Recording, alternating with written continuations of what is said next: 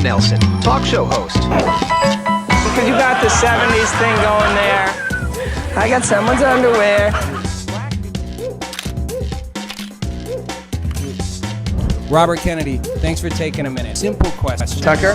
It's good to see you. Listen, You're a Bitcoin maximalist. You're Bitcoin forever. I hate this central bank digital currency.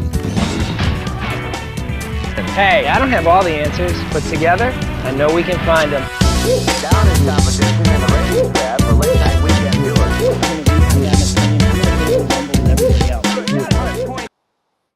All right, hey everybody, welcome. It's a little bit late. I'm on a short show.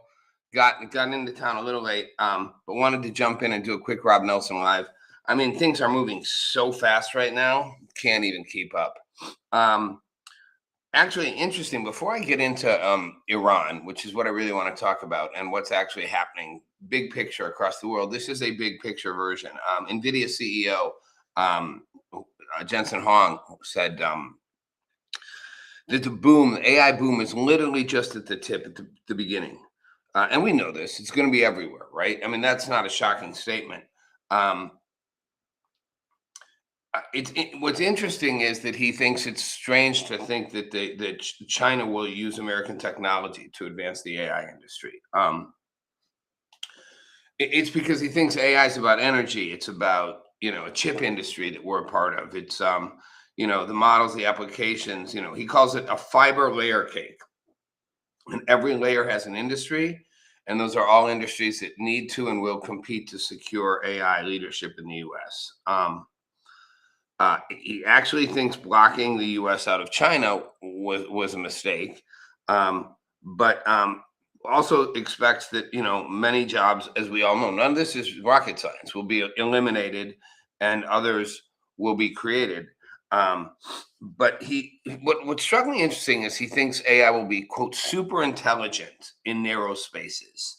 And it's going to change every single month. That's where my takeaway was. Super intelligent in narrow spaces will change every month. And that he thinks this year will be a big, big breakthrough for AGI, for artificial general intelligence. And he thinks it's a great time. All right, why is that significant? Well, super intelligent in narrow spaces and changing every month. I think it's going to be super intelligent in narrow spaces, and then those narrow spaces are going to get wider and wider and wider. But his point is, for now, focus on where you think it's going to be going. And I've heard other people say this. Look at where you think AI is going right now and focus there, because that's where you're going to see job displacement. That's where you're going to see changes happening. Big picture, we don't know for sure, but every month it's going to change. What that really tells me is we're entering a period of rapid change, a lot of volatility in technology, and that segues to me a lot of volatility in life, in the world we live in. And you couldn't get a better president for volatility than Donald Trump. I'm calling the volatility president. Here we are, 3 days into a war in the Middle East. Well, where do I start? I'm not going to do an MGT thing here. I'm not MTG thing. I'm not going to go Marjorie Taylor Greene. I am going to acknowledge she's not wrong. I'm not a MAGA person, but she's not wrong. This isn't what Trump said he was going to do. She's like, this isn't what I voted for. This isn't what I campaigned for. What we campaigned for, Mr. President, you and I together. This isn't what we did. This wasn't what we were fighting for. She's not wrong. She is totally not wrong. This is not what Trump said he was going to do. No more wars. No more foreign wars. No more endless wars. No more wars, period. No more focusing outside of the U.S. America first. America first. It's not what he did. It's gotten us involved in more things, short term, mostly. Venezuela was the last one. It's like every month there's a new military action. Here's my thing. I think people misread Trump. I don't think Trump ever really wanted to focus on America first in that way. I think he wants America first in the sense that America is the most powerful country in the world, and he's going to ensure that it represents that way. And he wants to be the most famous president in the world. And he wants Teddy Roosevelt-like spirit. Not that Teddy Roosevelt wanted to be the most famous, But he wants to be known as the guy who went out and reshaped the world and fought for America. Do I think Trump cares about America? Yes. In a true sense of like America as a nation, he wants us to be number one. Do I think he wants us to be number one, like in technology? Yes. In wealth, in power, in military power? Yes. He also wants to be the president who reordered the world. He's creating the first really post-Cold War era shift. I mean, we had the Cold War after World War II. We had the technology of the late second half of the 1950s to the early 2000s. He is the first world leader ushering in a new era around all of that. It is a new global order. It is a new economic order. It's a new technological order. And President Donald Trump is ushering that in an absolutely chaotic way, which appears consistent with the chaos of what is actually evolving. I don't think his goal is to affordability. That's their new line they're using real quick because they got to get it in fast before the midterms. This fall. His focus is on restructuring the world order, and he wants to be the president who did it, and he's doing it. I mean, we are at war in the Middle East. Now, I said 15 to 20 years ago. I mean, I was doing a radio show in LA almost 20 years ago. And when I first said, if we don't deal with two problems, they're going to come back to bite us in the ass. One was immigration. I was in California. I was at a big radio station, in Southern California, the second biggest radio station in the country. And I was like, I saw the effects in California even then. I was like, if you don't stop unchecked immigration, it was even then, it was immigration. I mean, it wasn't like Biden era. It wasn't like thousands of people every day just flooding over the border. But it's pretty apparent, the cost, the impact. This is almost 20 years ago. I'm like, if we don't deal with immigration, it is going to come back, and we will have a boomerang where people will react and be like, now it's too much. Now there's too many people. Now it's taking too much resources. Now it's taking literally away from our resources, when it was then too, but it's taking away from the resources that people in American communities want and think they should get. And you will have too much crime, and you'll have too much resistance. I even said you will have illegal immigrants who are here who will say no more illegal immigrants, which is exactly what happened. Like, no, cut, stop it. No, I came and got a job, and now they're going to come get my job. And he said it'll be a bad boomerang, and it was. Trump sealed the border, and then he went too far. As I've said before on the show, he went too far. He went from that to, I'm going to, create I'm going to take, ICE, and I'm going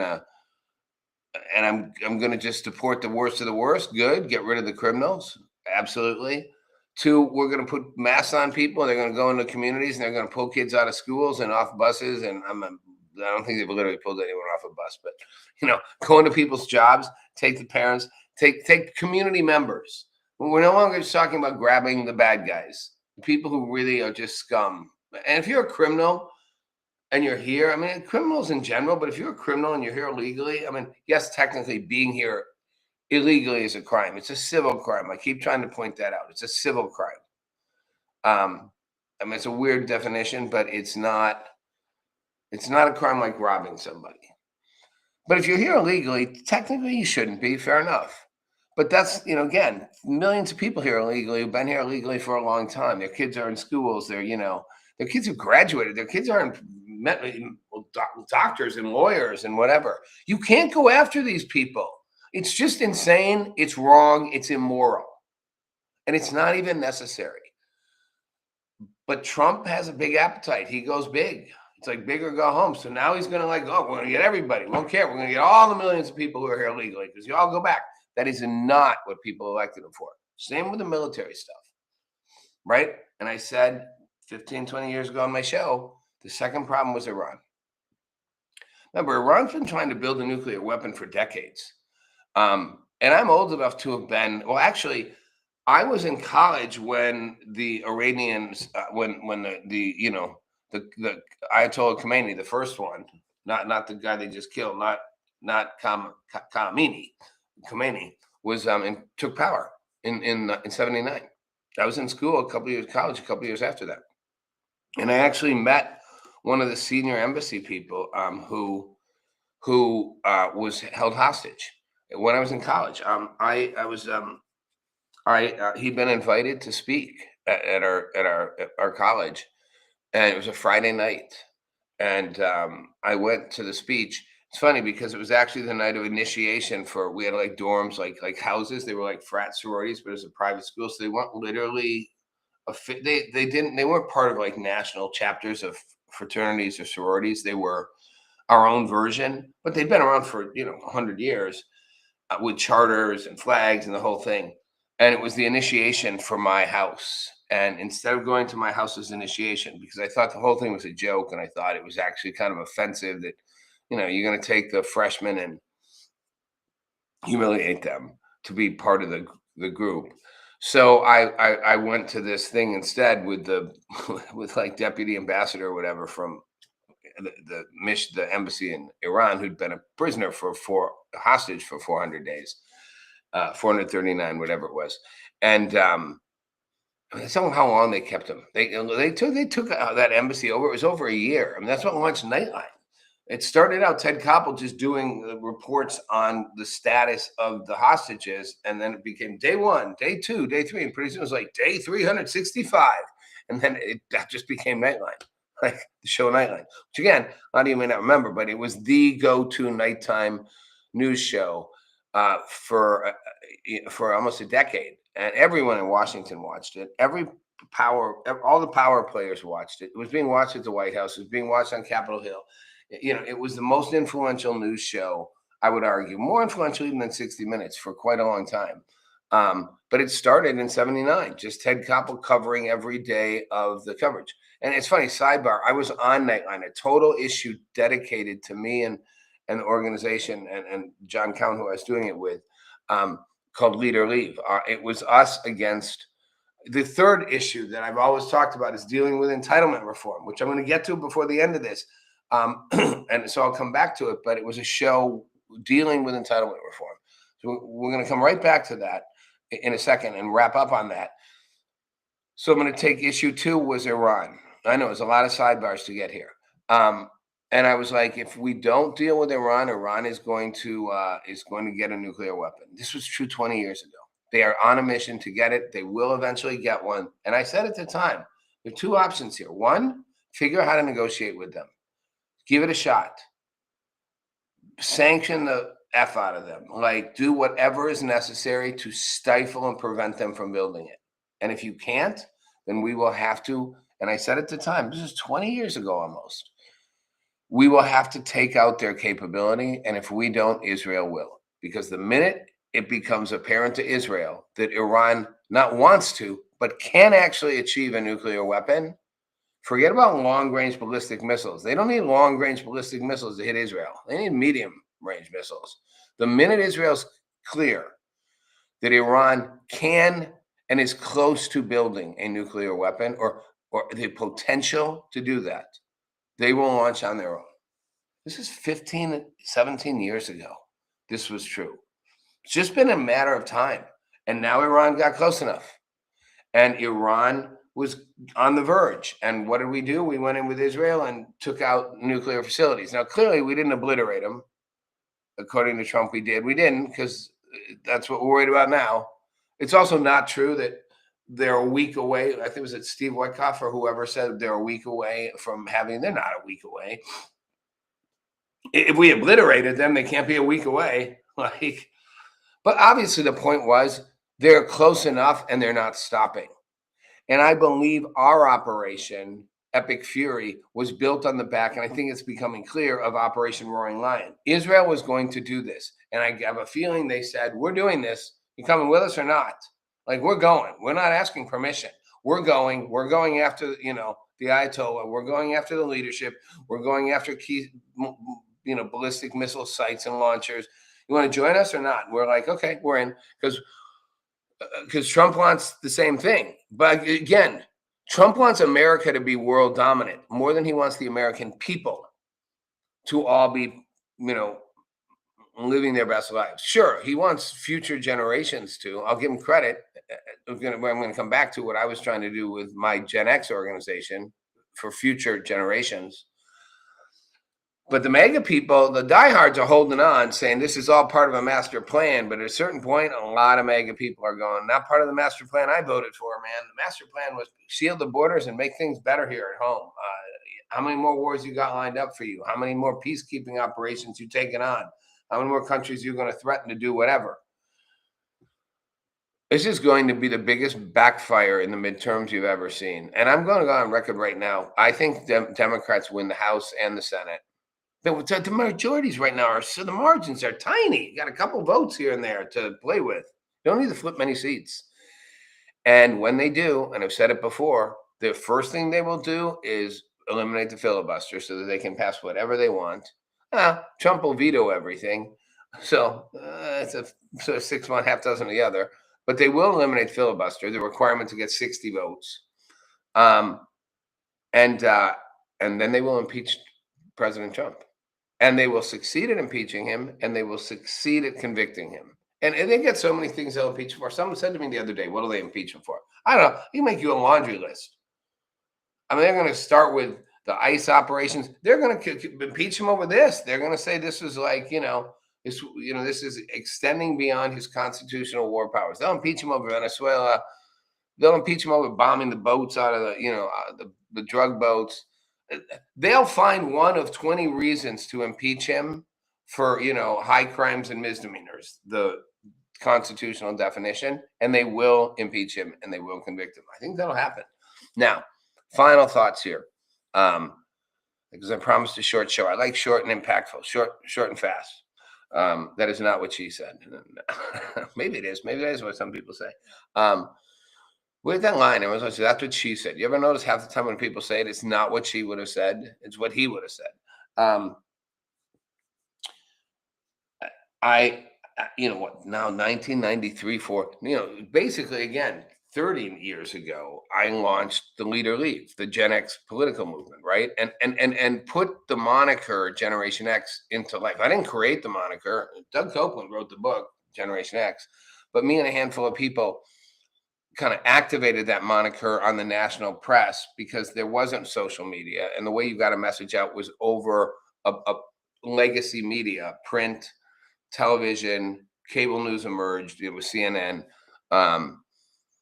And then something going viral was done by creating pockets and pockets and popping that up and getting that exposure across media markets everywhere, which is what we did.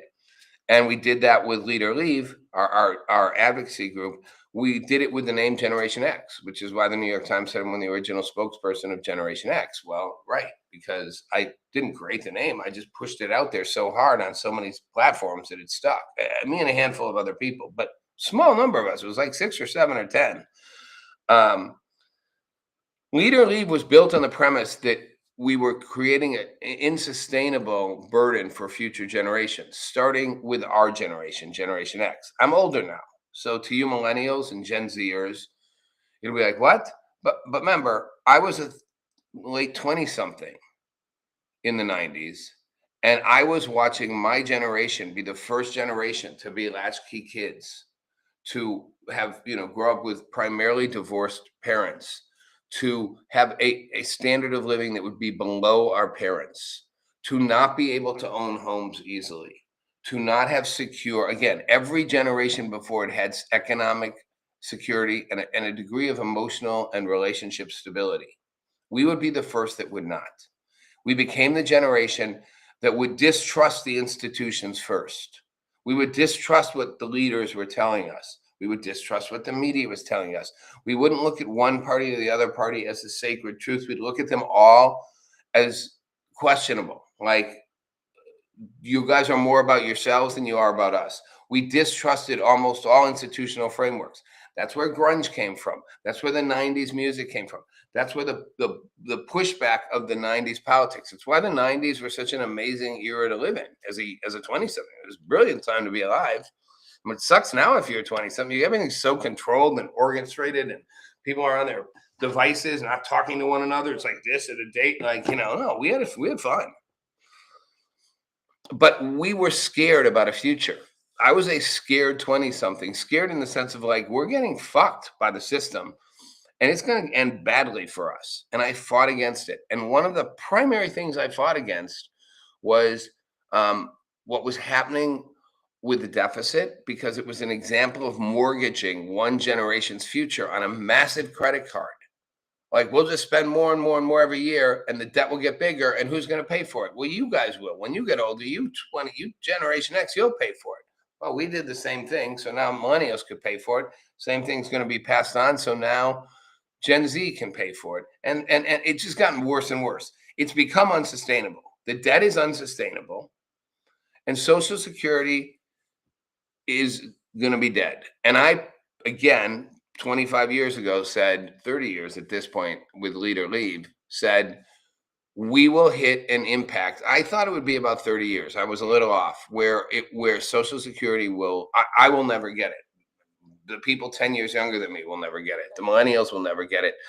The Gen Z, they forget about it. Like, and I was like, I'm paying into a system I will never get a dollar for. And, people were like, oh, especially Democrats, but Republicans too, people were like, oh, that's not true. Like especially Democrats, but it's complicated. Again, it wasn't really a partisan issue. It just became one. Bill Clinton did a trial balloon with Social Security reform, and it got shot down. And David Gergen, who's died this year, but he was a long-time White House. He was an advisor to everyone from Nixon to Clinton, both sides of the aisle. Said, we tried this out. It was on 60 Minutes. He's like, I was on 60 Minutes, believe it or not, a profile about what we were doing. And David Gergen, I went to the White House, and David Gergen said to me on camera, we tried this and it didn't work, basically, because either side shot up reform, the other side shot it down. Democrats proposed it. Republicans proposed it. Democrats go, shh, you're going after old people. You're going after the seniors. And they're the most reliable voters in the world. Until the wave of illegal immigration, which was to create the newest, most reliable wave of voters, senior citizens, they vote. And so we were like, this will be our undoing. Well, now we know it is probably. Marjorie Taylor Greene said it, in a lengthy X post the other day, saying what America First was supposed to be. It's about a decade before Social Security just goes full belly up. Medicare is close behind. We don't have the ability to sustain these programs because it was always a Ponzi scheme. Workers pay in, retirees take out. Well, that works as long as you have more workers than retirees and people die relatively young. Now people are living longer, and there's more people retiring than entering the workforce. So now, when Roosevelt started Social Security, 35 workers to every one retiree. Now it's almost 1 to 1. It was 2 to 1 about a decade ago. It's almost close to 1 to 1. Almost one worker for every retiree. So everybody out here working is paying for one person to retire. Okay, how long is that going to last? The thing's all upside down. And that's what America First was supposed to fix. Now, maybe it's too late for that. I never was sure what exactly America First was going to do or not do, or if it even made sense. I guarantee you this, Trump's America First is about America being the most powerful nation in the world, which, by the way, should be restoring our manufacturing base, should be addressing fundamental economic issues at home, and should be dealing with these future existential crises. Like, how are we going to deal with Medicare and Social Security, these massive entitlement programs, which are 30% of the budget, the debt, which is 30% of the budget. How are we going to deal with this? Over half the 60% of the budget going upside down in the next decade and not being able to sustain it as an economic power. That's what we should be thinking about here, because those things are happening. On top of it, we have a massive technological revolution that's happening, which is going to create so much economic instability. And I do believe that, how do I put it? I mean, although I think he's probably a genius in his own way, and like all social, like all tech CEOs, probably Jensen Huang, the CEO of NVIDIA, probably is right in his own way, but I think we are facing an existential battle with AI, and we don't know what it's going to look like. I think he's wrong to say, oh, he's probably right. Small sector, individual sectors, super intelligent, changes month to month. But the massive wide-scale impact of AI is going to be the biggest technological disruption we have seen in it's that stupid line since the automobile. It is. I mean, people said, Web 1 was the biggest disruption, the rise of the internet since the automobile. This is going to be a disruptor on top of that disruption like you've never seen. This will make the launch of the internet into mainstream, the late 90s. This will make the 2004 or 5, Web 2 social media revolution seem like nothing. This will turn all bets are off. It's a complicated time in a crazy world. I'm just going to leave it at this. The one thing that will survive is what makes us human. And it's existentially massive. And it's threatening people's psyches as humans.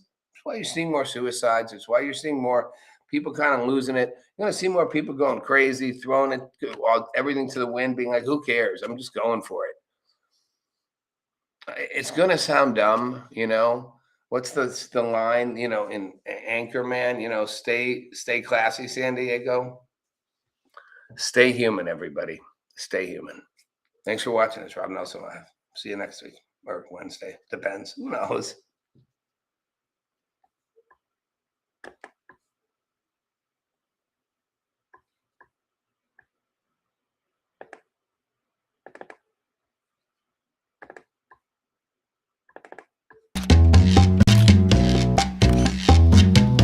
Meet Rob Nelson, talk show host.